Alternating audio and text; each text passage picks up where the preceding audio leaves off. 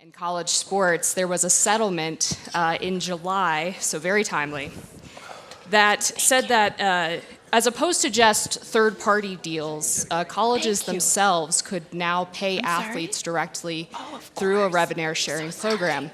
We also have an executive order that came out of the Trump administration expressing some various concerns about what that settlement actually means. So why don't we just start by going down the panel and talking about those recent developments and what you think that means for various aspects of college athletics? This issue, I should start by saying I'm not just a college football fan and a Bulldog fan.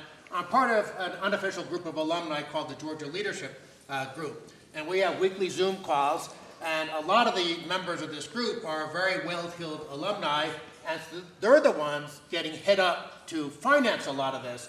So maybe my perspective is sort of representing the alumni who in many ways are grousing about the fact that not only do they have to give money to universities to make sure they get their tickets on the 50-yard line and stuff like that, but now they're getting hit up in many cases for six-figure amounts to finance a good recruiting class or to get good players out of the transfer portal. So when I look at what's happening, in part, I want to just make two comments. One, I don't think it was ever the business of the government to get involved in the first place. Now, admittedly, a lot of the schools in the NCAA are government institutions, so I can't make a pure libertarian argument, but we had a system that was working reasonably well. Now, having said that, there's no question that a lot of people were benefiting financially immensely from the old system, and the players were not getting their cut of the action.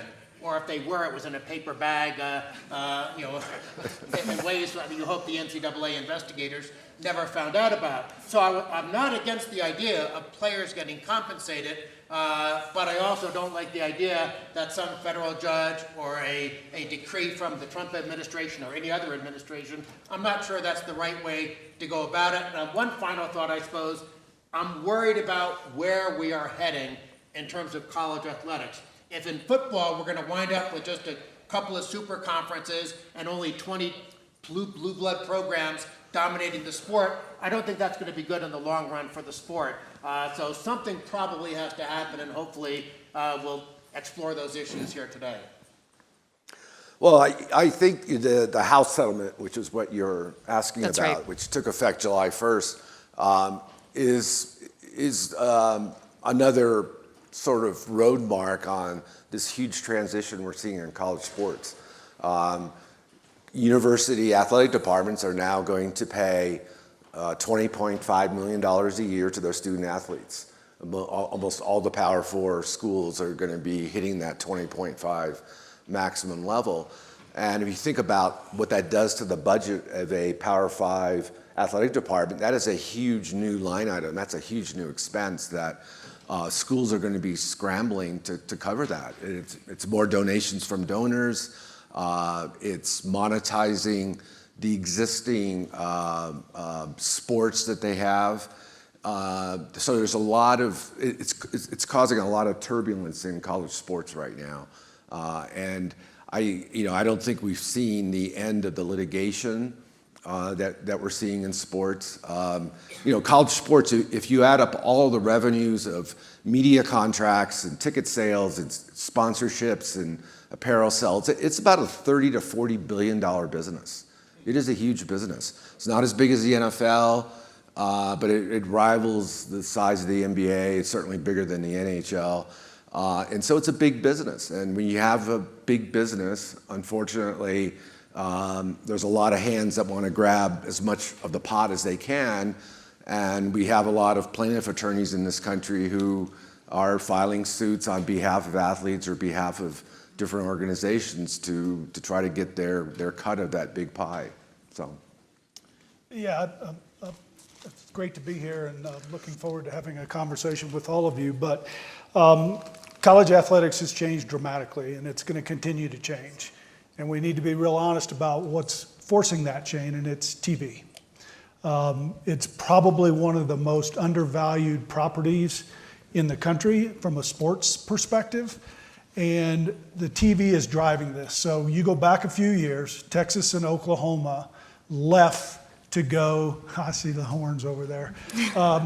Yeah, okay, we don't need that.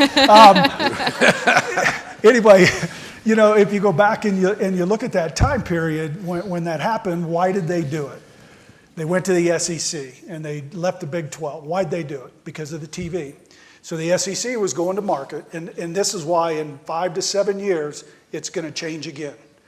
But they left because the SEC needed them to have a bigger, larger television market. And the Dallas-Fort Worth area is one of the 5th in the country. So then fast forward a little bit, you got USC and UCLA that left to go to the Big Ten, which made no sense. Why'd they do it? Because the Big Ten needed that for negotiation in the room with the networks. Fox, yeah. And so, and then we've had all this change. So that happens, and then you've got this convergence of NIL and the transfer portal. And I do disagree on one thing you say. We do need help from the federal government in this case. We need a limited antitrust exemption that allows us to make our rules and enforce them. Because what we're seeing is these state-by-state rules and the attorney generals getting involved every time the AD or somebody at that university doesn't like a ruling against their school or one of their players. They go to the AG. There's a temporary restraining order, which there was on transfer portal. So now they can transfer at will anytime they want. And we're seeing student athletes go to 3 to 4 to 5 different schools in their career in a 5 or 6 year period. That's not healthy for the education. We got to remember that the education for our student athletes is paramount. But if they're transferring from school to school, it's a problem. So that's kind of where our industry is, and you watch in the next 3 to 5 years as they start to get back to the table, which they start in 2029. I think the Big Ten's first, the Big 12 second, the SEC's third, and because of the when their end of their contract is, you're going to see a lot of volatility again in this industry. I'd like to start by saying, number one, I'm blessed to be here. I've learned a lot just in the previous 2 panels, and you know, they talked a lot about history, talked a lot about monuments, talked a lot about, you know, looking backwards. I'd like to talk about how did we get here. And I've been at the University of Colorado now for 15 years. And 15 years ago, when I got the job, our team practices in the morning. We had one gym to practice in, and we had to share it with the women and the volleyball team. So we would try to feed our players before practice. And, you know, you don't want to have a big meal before practice, but, you know, we'd have bagels and some fruit and some toast. And there was an NCAA rule at that time that we could provide them bagels, toast, fruit, but we could not provide them butter, jelly, peanut butter. True story. That was an NCAA rule 15 years ago. Okay, so now we spend $1.5 million feeding our student athletes. $3.5. $3.5 million now, and we couldn't, you know, spend, you know, money on a jar of peanut butter. And so the NCAA is a self-governing body. And in my humble opinion, the brands have gotten so big. We've got Georgia, Mark's USC alumnus. We're at the University of Colorado. Rick played football at Illinois, played basketball at Kansas. But the brands have gotten so big and the money has gotten so big that we don't want to self-govern. And we will do anything. We'll pretend like we're going to be compliant, but the reality is we're not being compliant.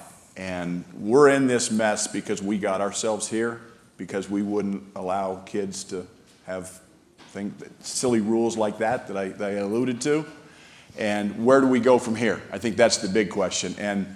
And all I know is the $20.5 million cap in the Power 4 conferences is going to be exceeded. And how are we going to regulate that? And I don't know what the answer is, but I totally agree with Rick in that we do need some guide rails from somebody, and it's not going to come from the NCAA. We know that. We've tried that. That dog don't hunt, as they say. But is it the federal government? I don't know, but we need help to regulate. Whether the NBA has collective bargaining, Major League Baseball, all the pro sports have models. We've got to figure out what model makes the most sense for college athletics. And I think we have to ask ourselves, what do we want it to look like? And then try to make it happen. Well, that's a really great jumping off point. A lot of places, obviously, we can go and a lot of issues to cover, but one I wanted to start with was an issue that Rick raised about the transfers. As a college sports fan myself, part of the thing that you enjoy about watching these athletes is you get to see them over 3 or 4 years and you develop an aspect of team loyalty. So whoever wants to take this, feel free, but what are we looking at without regulation, with NIL involved, at players constantly jumping around, and how do we encourage players to stay somewhere, to get their education from one institution, or to develop rapport with teammates, to have a good relationship with their coach? Otherwise, are we just going to see players jumping year after year to a different university because they offer them more money? Yeah, look, I think a couple things. Tad's exactly right. As soon as we create a rule, we're trying to circumvent the rule. So if you think about this, settlement didn't go into place, and this is something I learned from somebody. The settlement didn't go into place until midnight, the night that the judge made the ruling on that case. There were $27 million exchanged because schools were trying to front load players so it didn't count in the cap that began July 1. $27 million in the last half hour before the clock struck midnight. That's crazy in this industry. But you've got alumni that really want to get behind their teams and they want to give them every advantage they can. So the circumvention piece is real. That's why we do need some kind of limited protection, because we can't self-govern ourselves. Historically, it hasn't happened. So that's an issue that we have to deal with, and we have to deal with that as quickly as we can. Yeah, I mean, right now we have totally unrestricted free agency in college sports. We have free agency in pro sports, but there's a lot of rules around it, right? And I feel very sorry for Tad and your coaches around the country, because you have basically a new roster every year. And you don't even have that. You don't see that in the pros, in pro sports. I mean, you have movement of pieces of your roster, but the turnover, the annual turnover, I don't know how a coach or coaching staff can coach anymore, can deal with that.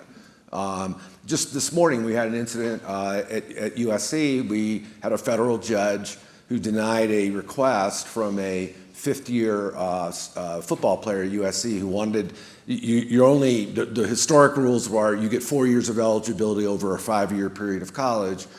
This player was petitioning for a 5th year of eligibility, and his judge denied it.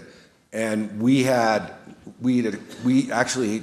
had given him this student athlete some NIL money. That, again, was part of his front-loading process that it was occurring in the spring. And now this kid is not going to be able to play football when the season starts next week. Actually, this week, technically. As we speak, Kansas State is playing Ohio State. It's 1-1. That's 7-7, too.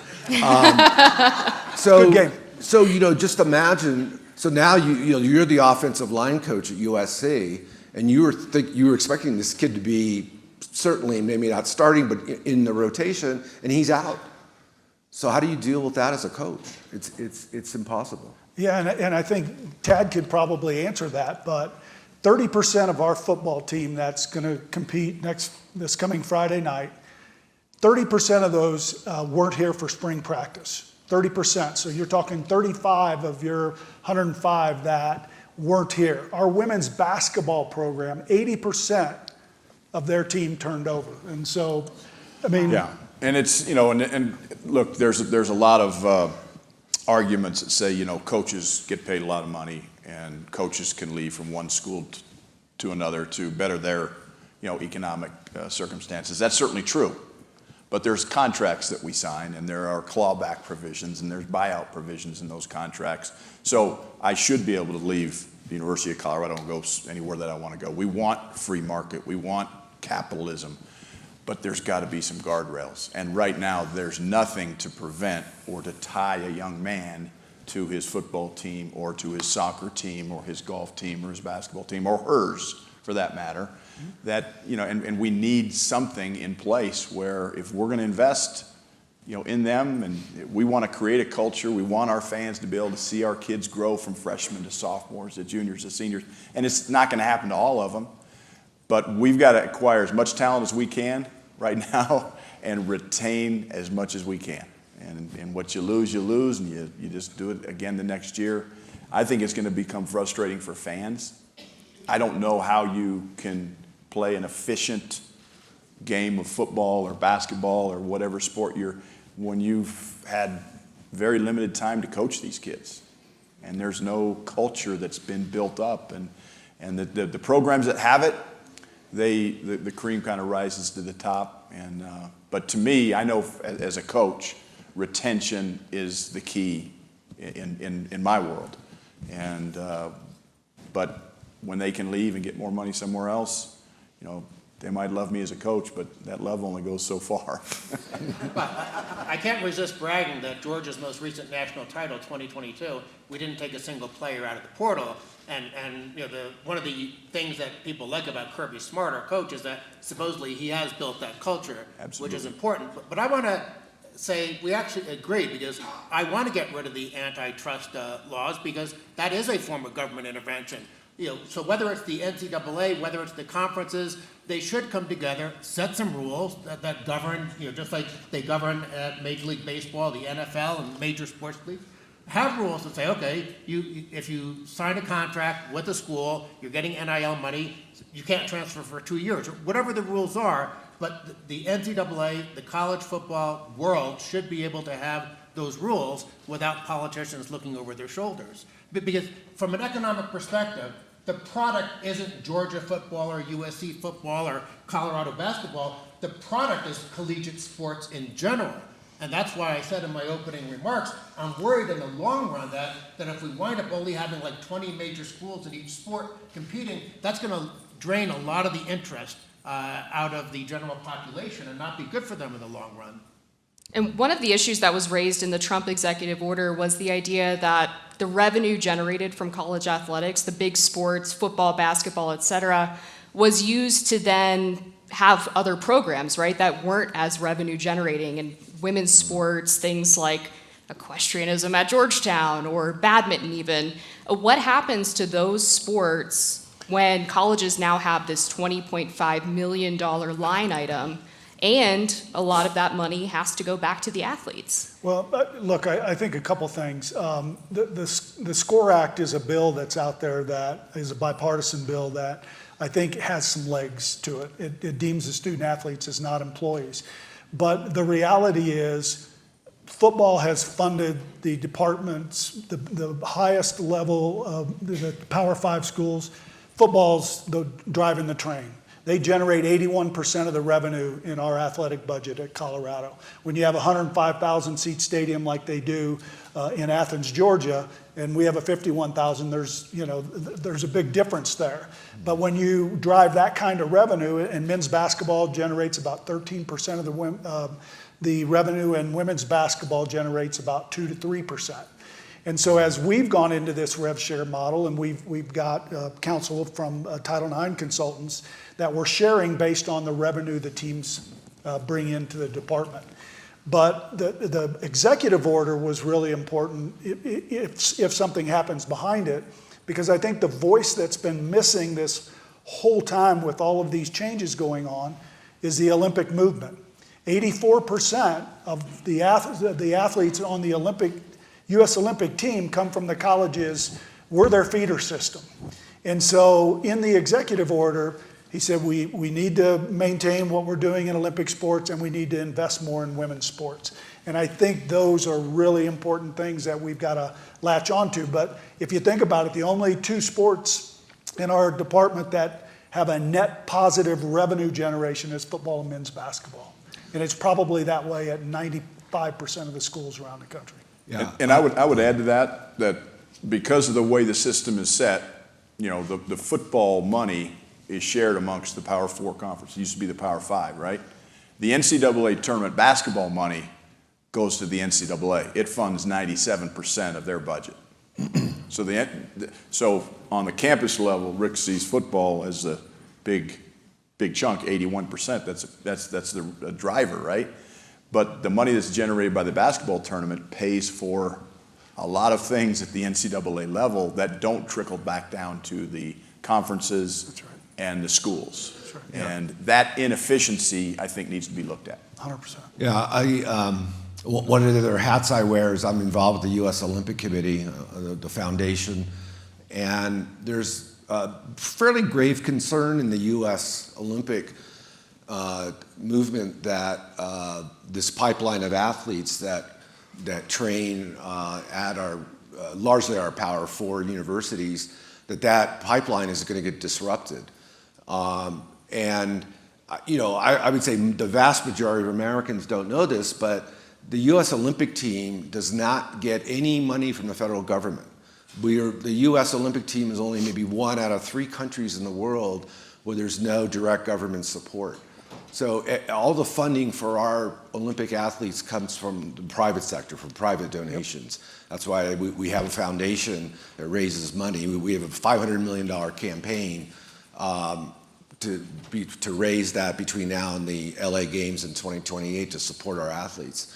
So there's a lot of concern that if Power 4 schools start dropping their non-revenue sports because of budget issues, that's going to impede the quality of our Olympic teams going forward. It's not as much of an issue in the Winter Games, but in the Summer Games, it's huge. If you look at our swimming team, our water polo teams, our track and field teams, and we garner most of our medals from those sports, those athletes come from Power 4 schools. I mean, Stanford, this past Olympics, Summer Games in Paris, Stanford athletes won 39 medals.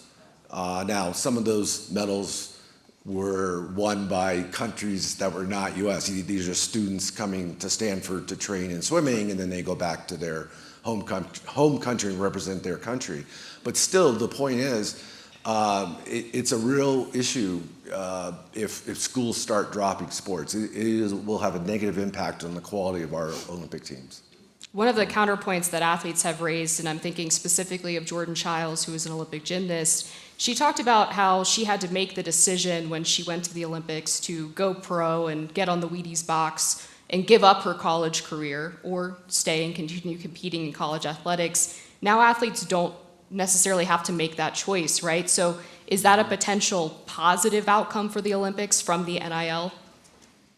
Well, I would tell you that the way the revenue is shared right now, it's not making a difference for people to stay in those Olympic sports because it's very inconsequential to their overall scholarship. The scholarship's a lot more important. And that's one good thing that came out of the House settlement is now you can scholarship all the way up to a roster size. In the past, they've had equivalency scholarships where a student athlete may only get 50%, or they may get books and room and board and different things. But now you can fund all of those scholars up to the limit. And a lot of the big schools around the country, like Georgia and Michigan and Texas, are funding all those scholarships. So there is a real benefit to Olympic sports and to women's sports. But those schools like us that aren't as resourced as those, it's really challenging for us to be able to add those additional scholarships to support, and they're at a disadvantage in those sports. But I don't think the NIL money is going to make a difference. And let's remember that NIL and the revenue share is supposed to be based on their name, image, and likeness. So you're essentially buying their NIL rights through an exclusive or non-exclusive agreement. So scholarships now are 8 pages where they used to be 1. And there's in there, okay, you're going to get a full scholarship, you're going to get all this nutrition and psychological health support, all these different programs, and we're going to give you $100,000 for your name, image, and likeness rights. And with those rights, we're going to ask you to do all of these different things. And we're seeing, though, which is encouraging to me, is we're seeing more multi-year contracts than I thought we would. I thought they would just sign 1-year contracts. But as I'm looking at all these contracts, because all 340 some of our student athletes will be on a contract, there are multi-year contracts, which are really important. But as Tad said, there are clawbacks in there, and the student athletes won't pay it. It will be the receiving school that'll end up paying that. But you still have to stay under that cap of $20.5 million. And a follow-up to that, I mean, on the point we raised earlier about students transferring a lot, if they are getting money while they're college athletes, do you expect that we will see fewer students enter the draft after their first or second year of college because they don't have to go pro to get paid? Absolutely. Now, you saw it this year in the NBA draft. I don't know what the exact numbers were, but far fewer early entrants because they can make as much in college as they can. And the other thing is we've got a huge influx of foreign. We've always had basketball's an international game, so there's always been an element of international basketball at the collegiate level, but we're seeing much, much more of it now because they can make more coming to America to play college basketball than they can staying in their home country. So there's a lot of good things that have come out of this. There's no doubt. I mean, the student athletes, you know, to me, they deserve to get a piece of the action. Yep. We just have to figure out what is a sensible solution. Because the other thing that's happening, and Mark mentioned, you know, when there's this much money involved, you get unsavory characters, you know. I mean, I've coached Division I basketball for 31 years. And in the last 6 months, I've had more conversations with agents than I have in the 20, 30 years previously. And it's just because these agents now are coming to families, they're coming to kids, they're representing them. They're recruiting players that are on our roster right now today about going in the transfer portal next April. And I know it's happening. There's nothing I can do about it.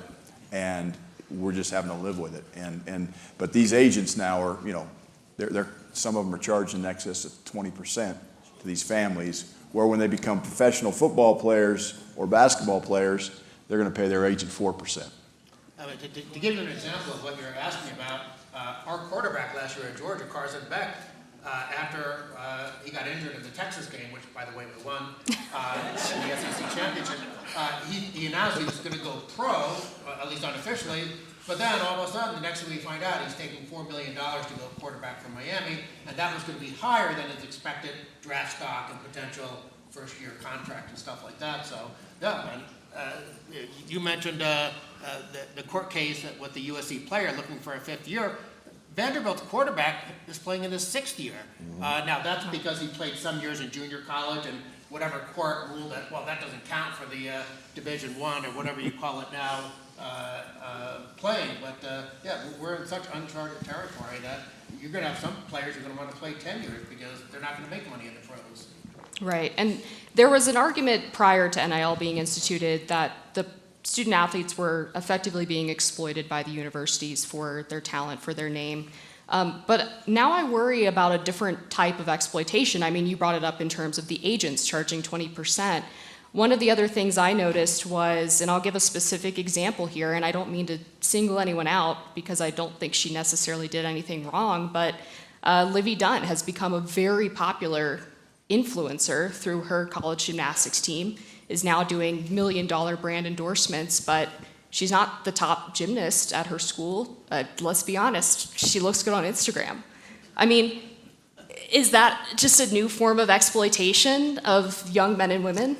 I think the difference is they're making money, and you know, their social media accounts. I mean, we do a great job of when they come in, helping them with their brand and their brand value, what that looks like. We're doing a lot of financial literacy and getting them to understand how you can make your money. You should, you know, be investing, and so we have some classes in our athletic department on how to invest and, you know, how to do a 529 for if you have young children when you're a student athlete. All of those different things that they don't really know. Most of them. You know, my concern is you've got some of these players that are making 50, 60, 70,000, maybe 100,000. Only 1% go to the NFL, and it's probably less than that in basketball. So they're going to probably have to take a pay cut when they're done playing college athletics in the sports of football and basketball. And so to me, that's an issue. And if you don't have an education and you didn't get your degree, you're going to go into the new world with a real challenge that you're going to have to meet. So there's a lot of things that we need to fix and shore up, but it's a different world than we've experienced because I'm a beneficiary of a 4-year scholarship. I didn't get anything else. I had to work in the summer at summer jobs, and we were getting 1 meal a day, and I thought that was great. Now they get 3 meals a day and a snack and all of these different things that they have. We're spending $3.5 million on for 340 student athletes to eat twice a day. And so it's gotten to be a a lot. And now when you have to think about your budget, you got an expense line for $20.5 million in 1 year. How do you fund that? And that becomes a challenge in itself. Yeah, and as it comes to the alumni and fans who give a lot of money to college athletic programs, what has been your sense of their reaction to this? Are they happy to give more? Are they happy to see the players get paid? I'll let Dan tackle that one. Right? Or is there a backlash, right? Are they saying, we already give you X amount of money, now we have to fund this $20.5 million revenue sharing agreement? That's crazy. I can tell you from the alumni group I'm part of, there is grumbling. Now, if your team is winning, it's happy grumbling. But keep in mind, as I already said, you're paying a lot of money to get the right season tickets. You're paying a lot of money into the official university NIL, but then the $20.5 million isn't really the cap, because there are the side endorsement deals. You mentioned Livy Dunn, and so a lot of alumni are pressured to, okay, yeah, and of course, I guess what, Deloitte's supposed to monitor that somehow? Right. I don't think that's going to work very well, and so there's a lot of uncertainty right now. It's, okay, we're paying a lot now, but is there going to be this new arms race in sort of this beyond the $20.5 million, and that you're going to be expected to kick in another $50,000 a year for? Let's go down the line here. Oh, no, please go ahead. Yeah, no, I think to cover the $20.5 million House settlement and to pay for all these other nutritionists, and in football now we have general managers, kind of like you have in the NFL. At USC we hired a great gentleman. We took him away from Notre Dame to their chagrin, but he's making a 7-figure salary. And that's a salary that didn't exist a year ago, 2 years ago in our budget. So the expenses are they keep increasing. And so universities are scrambling for more revenues. And one of those revenue sources are their donors, their alumni. And so there's a lot more pressure on donors to give more, to pay for all these things. USC right now, we're building a $200 million football facility, if you can imagine. It's, I think, 200,000 square feet. That money, and we're a private university. The cost of attendance at USC is approaching $100,000 a year. And so we don't get money for buildings from the federal or state government. So we're raising this money privately. There's a lot of pressure on our athletic director, Jen Cohn, and her team to find money. So it's a huge issue. And, look, college football and college basketball are religions in this country. My wife Mary will tell you, Saturdays in the fall are sacrosanct to me. They are national holidays, and we all, and and so people who are very passionate and religious about their sport are going to, be inclined to give more. So I think there's going to be increasing pressure for alums and donors to fill this void that's happened with the House ruling. So We're going to go down the line here, and we'll get into audience questions in a second. So just a reminder, if you haven't submitted a question, you have one, you can do that now. But let's go down the line, and each one of you, if you had to pick one regulation, I know this will be hard for you, Dan, but if you had to pick one regulation that you think would be the most important to preserving the health of college sports moving forward, what would that regulation be? I wouldn't say it's a regulation, it's just a private contractual arrangement, free from antitrust busybodies in Washington, to let the schools, let the conferences, and I guess even the NCAA come together and figure out some rules that will work for the sport as a whole. And that might even involve something like revenue sharing, like they do in professional sports. I like the old system when you have, 130, what used to be called Division 1A, but I guess then FCS schools. Every one of them had a chance to win a national title. Under this new system we have, Georgia will come out okay. We're the only major football power in a big state. So we'll raise the money, we'll be one of the blue bloods, but I don't want a system where there's only 20 schools in the country that can win a national title. I mean, you like the Cinderella stories, you like the little schools to participate. So even though it might not be in Georgia's interest, I think it'd be in the interest of the sport as a whole to make sure there's a broad array of schools that can be adequately financed and adequately competitive. I would address the free agency issue. Having kids be able to move every year to a different school for a higher paycheck, I think is untenable. I think it hurts the competitiveness of the game. I'm a USC rabid football fan, and I couldn't tell you who the starting lineup is going to be in our game next week just because of all the movement that's gone on just in the last 2 or 3 months in the portal. So I think we need to really focus on figuring the free agency issue out. And mine's very similar to that, and it's about the education. We've got to ensure that we have the right rules in place that ensure that these young men and women get their degree in the 4 to 5 years, because I think my belief is it's not about that anymore. It's more about who's got the biggest bag and where can I go to get visibility and all those kind of things. And, we all went to school here in this room at different institutions, and we have an affinity and a passion for that school. And I think what we're losing sight of is the educational piece of the student athlete. And we've got to get back to that. So we need to put some kind of rules and regulations in place that ensures these young men and women get their education. By the way, Stetson Bennett was in college for 6 years. Great Bulldog, 2 national titles, still doesn't have his degree. Yeah, that's problematic to me systematically, and I think I would put both those together. The free agency, we've got to figure out a way that's reasonable, that slows down the year after year transfers, but still gives the student athlete, the ability to move up or move down based upon their specific situation. And it's funny when the transfer portal changed and everybody said, well, players don't have to sit out again the next year. I think we've got to paradigm shift that and say players get to sit out a year. They get to sit out. They get to develop. They get to, they don't get to play the sport they love, but they still have their same amount of eligibility. They're going to get to play the same amount of years. 5 years to play 4, I think is a great rule.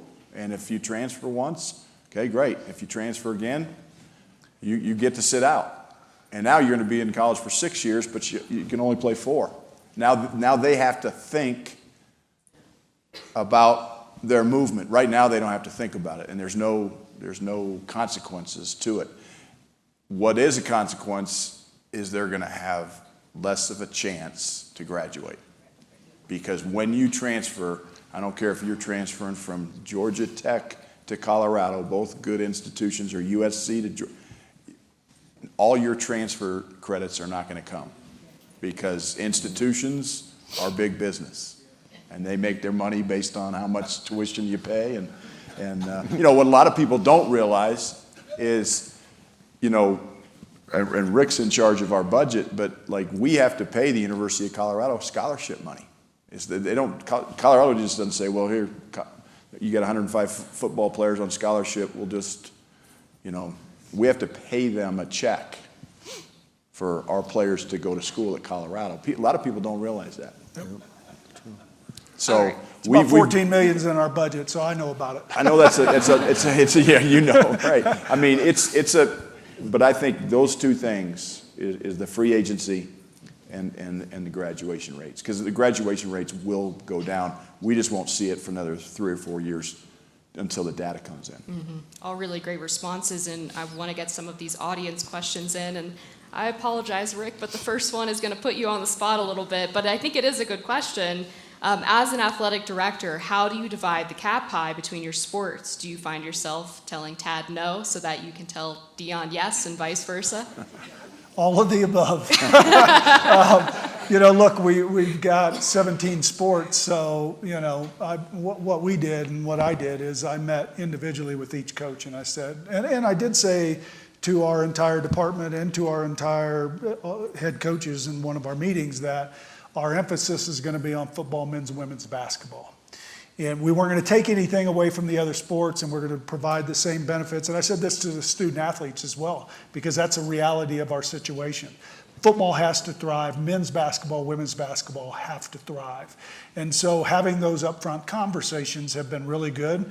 And look, our teams are thriving. We just started off. Soccer's 2-0-1 already. And I think as long as we provide the same benefits and opportunities, because we have an incredible culture in our athletic department, I think it's more family oriented, and our student athletes are having a great experience. And when we talk about how do you keep them from transferring, it's that culture that's important. The benefits that we provide our student athletes in nutrition.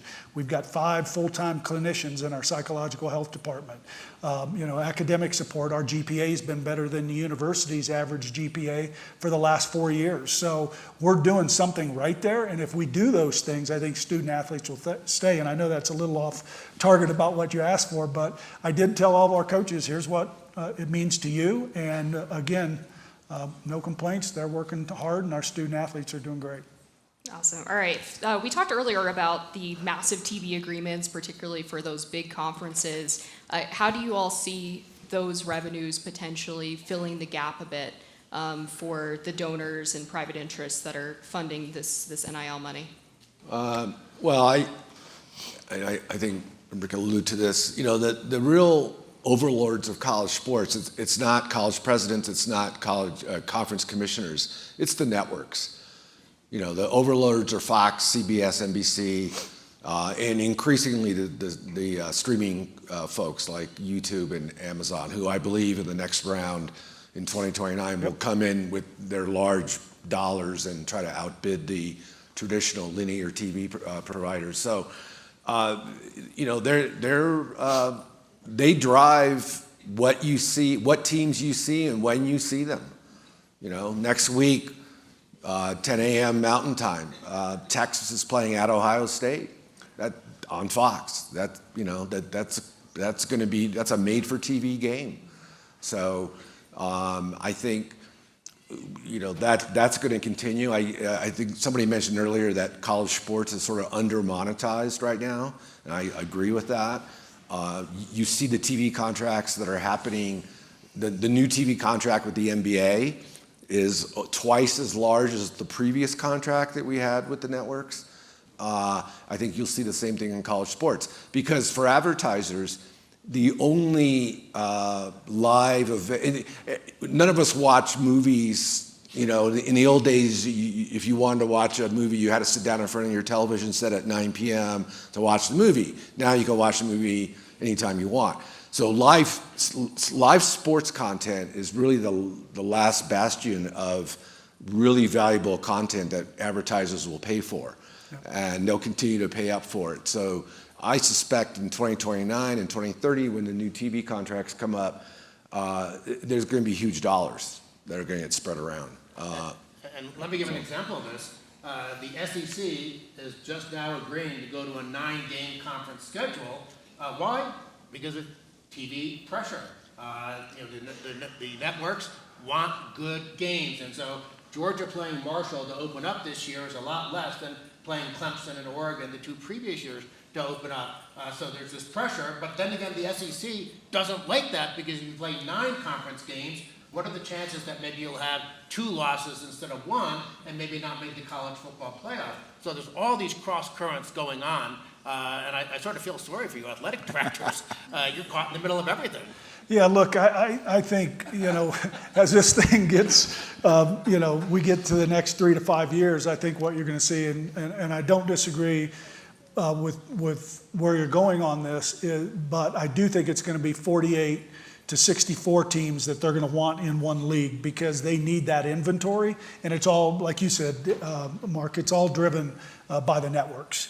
And they want more content. I mean, if you can watch a game and you got 11 million viewers on a 7 o'clock Mountain Time on a Saturday night, that's valuable to the networks. And again, we're undervalued I think you're going to see a lot of jockeying go around. Again, the Big Ten's the first to the table. I think in 2029 their deal ends, so they'll start negotiating at the end of 27 into 28, and then that'll come out. And once that happens, you're going to see a lot of other movement out there. And so what I've told our department is we need to position ourselves so we're in that conversation. And that's why today, the 20.5 million, you better meet that number if you're going to compete. And you need to have success, and you need viewership, and you need brand value. Because it's not mostly about wins and losses anymore. It's about your brand value and your viewership numbers. And that's how they're going to evaluate this next tranche of change in college athletics. We've talked a lot about, obviously, football and basketball as sort of the two main drivers of college revenue for good reason. I want to hit on one of the differences between those two sports, which is the championship, right? The NCAA March Madness tournament has dozens of teams involved. College football playoffs, just a handful. Do you feel like this is going to further exacerbate perhaps the small sort of legacy nature of the college football playoffs versus the March Madness tournament where you do see frequent Cinderella stories? Well, don't forget, we went from 2 to 4 to 12 in terms of the college football playoff. And guess what, now 16? I mean, who knows where it's going to end up? You think it'll I continue mean, look, to grow? the Big Ten's already come out, and they're pushing this concept of 24 or 28 teams, which I think is idiotic.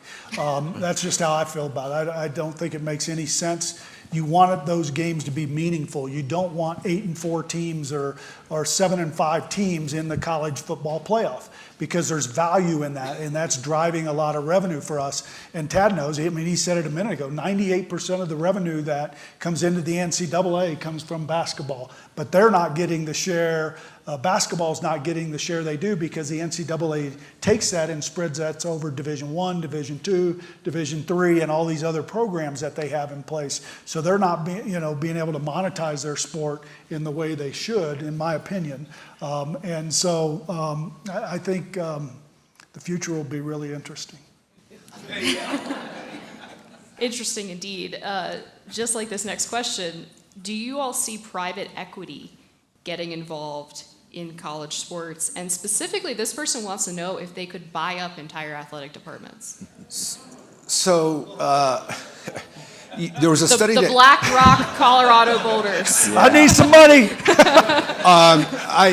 Colorado Buffaloes, sorry.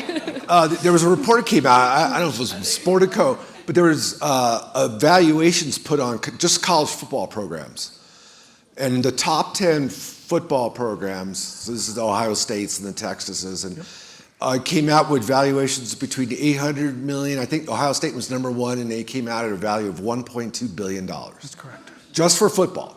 Okay, we're not talking about basketball. Now, what do they drive? That's based on their revenues. So just like if you look at baseball, Major League Baseball, NBA, NFL, and you see these multi-billion-dollar valuations for these franchises, it's based on their revenues and their EBITDA, and they put some value around brand. So now they're applying those metrics to college sports, and specifically college football. And so if you're a college football program and you're generating, say, $125 million a year in revenue, yeah, it's probably worth about $1 billion-ish if you look at what pro teams are worth. So will private equity play a role down the road? Possibly. There's been some talk about that. Florida State looked at that 2 or 3 years ago. I know the Big Ten is looking at some more commercial models that they're exploring right now. If we go to a super conference with 64 teams for football, I could see a scenario down the road where first let me back up. Universities are in 3 different businesses, right? They have this for-profit media and entertainment business known as college sports. It's supposed to be profitable. Most universities have a academic medical center, a medical school, which is supposed to be profitable, but for most schools these days it's not profitable. And then the university has this nonprofit thing called, the Department of History, the Department of Math, all these other things. They're 3 very different businesses. And university presidents and university management struggle to have all three of these businesses under one roof. And so I think there's a scenario down the road where universities basically spin out their athletic department and bring in private investors to help with management and help with branding and then that entity pays a license back to the university to use the university's name, image, and likeness, if you will. I think that's pretty far out. I don't think it's going to happen tomorrow, but that's a scenario that is not, that has some percentage of reality in the next decade. And I hear a lot of grumbling about that. Yeah. No, look, I mean, we've had a lot of discussion with different private equity firms over the last 2 years. The cost of capital is too high. That's one. You could get a better deal if you go to your treasury on campus and have them loan that money to you at 2.5%. But the cost of capital is way too high. And then the other piece is they're not going to give you a couple $100 million unless they have get into your business. So if you want them to come in and tell you, no, you can't fire this coach because it's $4 million to fire him, or you can't hire this because of that, I mean, it becomes chaotic because they're going to want to have their tentacles in that business and help you make business decisions. And frankly, I don't want that piece of it. Right. Someone mentioned Florida State. I think it was Mark, but there's a question on here related to that, which is they pointed out that Florida State used to endow positions like quarterback or point guard. Do you see more schools doing that to make it easier to split up the cap? I would say the best school that does it is Stanford. They've got an incredible endowment. I mean, we're trying to grow our endowment, but you're only getting 4% back on that. And right. We need cash now. So they've done a great job historically of growing their endowment in athletics, where the AD's position's endowed by a wealthy alum that came in that's basically paying that salary now. So those kind of things are really valuable, but that doesn't help us today. Yeah, I think that's fairly prevalent in private universities. Stanford is that at USC we have endowed coaching positions, endowed positions. So I think it's fairly prevalent in private institutions. Because again, in a private institution, you're not getting any state budget money as you do in a public university. So, I think that will continue to develop and be a factor. We hit on the difference between private and federally funded universities a little bit earlier, but as it relates to NIL and federal regulation, do you feel that private universities might end up having more of an advantage with less regulation because they're not contingent on getting those federal funds, which would be not given to them, if not given to state universities if they didn't comply? Well, we don't take any money from the state of Colorado in athletics. We don't get any of that. That goes to education. So there's a fallacy there that's not accurate. The athletic department's not getting any of that money. We're considered an auxiliary. We have to fund our own scholarships. We fund our own department by fundraising and doing all of those kind of things. So I don't know that there's a private-public issue there because most schools are like that. Right, but if they threaten to cut off academic funding, that would certainly not be a good look for you, right? I mean, as long if you as said we're going to do it anyway. Well, look, we're going to have to. We're an auxiliary. The university will have some issues, obviously, if there's some federal funding cut off and research funding and different things like that. It'll have a big impact on them, but I don't know that that'll hit us because we don't receive that money in athletics. We mentioned earlier that the NCAA has kind of washed its hands. They don't really want to be involved in setting rules for the universities and how they deal with this. Why do you think that is? Well, they've lost every lawsuit they've been a part of. That's probably that's a pretty good reason. When you're over. Power and control, they've lost it. Mm-hmm. Yeah. And I go back to just the way it's set up, because the NCAA, and Rick's been on more committees than probably any athletic director in the country, so he can speak to it better than I can. But to me, they don't have the people in the room that know the business. That's right. Mark mentioned university presidents. Like, they're not experts on college football or, women's swimming, and they don't pretend to be. And athletic directors they got a lot on their plate. So you have to, in my opinion, you have to get the people that know the business in the room to make the rules. And in the way I look at it, it would be the networks, it would be the conference commissioners, it would be the athletic directors, and coaches. Coaches have always notoriously been shut out of the decision-making process. It's just the way it is. That doesn't make any sense to me, but we just live with the rules. Well, and again, I think the other piece of that is the student athletes need to have a seat at the table too, because Absolutely. it all impacts them. And they've created some initiatives to get them more active and engaged in governance. Yeah, and I think that the real issue, I think, is how are we going to, if we do get to collective bargaining, which in my opinion is the only way this is going to get solved, how do we unify the student athletes? That's, it's problematic when you got so many different sports and institutions. That's correct. All right, well, thank you all so much. We're almost out of time, unfortunately, but a big thank you to our panel, Dan, Mark, Rick, Tad. You all were wonderful, and there's still so much to learn, honestly, but I think we're all going to be looking at the 5-10 year results of these recent developments, so thank you all so much for helping us break it down. Thank you.